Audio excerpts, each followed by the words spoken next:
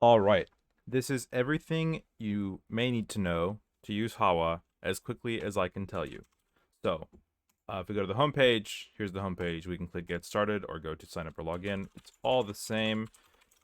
There is no reset password functionality at this time. There's also no GitHub OAuth at this time.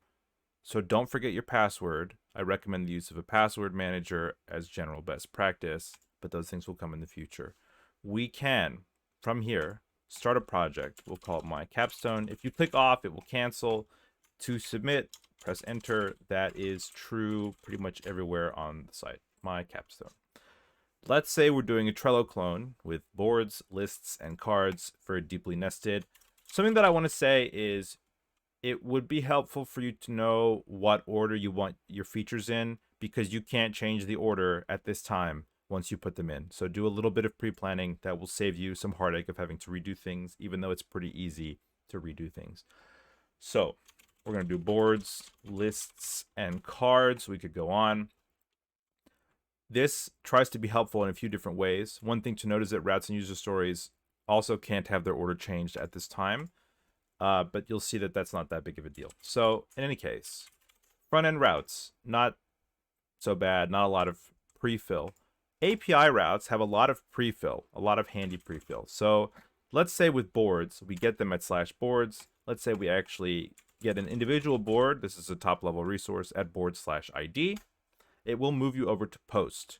Well, boards are the top level, so we're going to post at boards. But if we're posting at boards, we're probably going to put and delete at board/ID. So it autofills those and it moves the method, the HTTP method, over as well. This also works extremely well, in my opinion, for deeply nested resources like cards. So cards belong to lists, lists belong to boards, but you see them all at board/ID because we have like a joined query. Post. Well, this is going to be different. This is going to be post at list/ID/cards because it's, again, deeply nested resource. But if we're posting at list/ID/cards, we're probably going to put it card/ID. So it pre-fills that. Nice and handy. Saves you a lot of typing. User stories does something similar. Come up to here. As a logged in user, comma, I can create. So when I hit enter, it's going to pull in that prefixing clause. It has to start with as and end with a comma, and it moves the CRUD operation over as well. This is important that they're all the same for a reason that I'll show you in a moment. Something else I want to say right now is defaults in software are very important because most of the time people will just use them. And this site kind of leads you towards putting in 4 API routes and 4 user stories. And I just want to say that if you have a feature that has more or a feature that has less, that's totally okay. Don't feel like you're doing something wrong. All right. So now the main party trick of this app is GitHub flavored Markdown export. So let's copy routes by feature. We just go down to export. Oops, that's a right click. Click generate conversions, click copy to clipboard, and we can go over to GitHub. So just to show you, okay, there you go. And it's totally filled out. You can also put labels if you want. This is handy when sometimes you have sort of routes that aren't super intuitive or not obvious, like why you have them in a feature, or maybe the TAs want to see it. So there you go. Those are labels.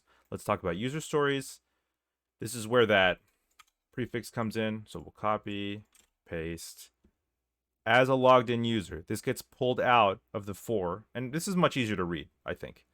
But it won't get pulled out if they're not all exactly the same. So if I put a space in there, this will no longer pull those out.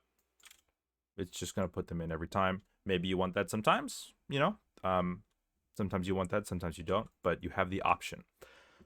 That is, I believe, everything to be aware of at this time. Eventually I'll put like a tutorial kind of window, fixed window that will be helpful. It will explain all this.